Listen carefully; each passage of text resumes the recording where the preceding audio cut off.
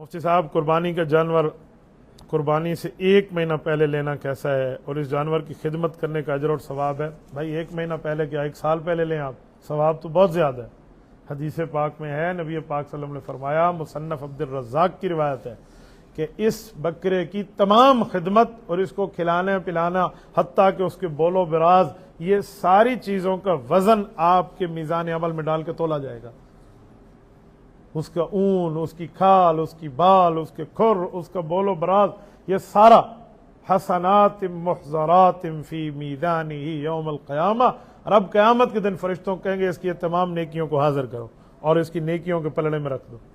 واہ واہ بھائی، جانور جو قربانی کا ہم لیتے ہیں اور اس کو پالتے پوستے ہیں اور پھر اس کے بعد ذبح کرتے ہیں، اسی لیے تو پالا پوسا جاتا ہے تاکہ اس سے محبت اور تعلق اور اس سے جو ہے نا کیا کہتے ہیں ہمارا کنٹیکٹ ہو جائے۔ اگر وہ کل ذبح ہو تو ہمیں لگے دل میں کہ یار واقعی کوئی چیز ذبح ہو رہی ہے، ٹھیک ہے؟ تو اس کے ساتھ تو بہت اجر اور ثواب کا معاملہ ہے، تو بہت بہتر ہے۔ اللہ تعالیٰ آپ کو خوش و خرم رکھے۔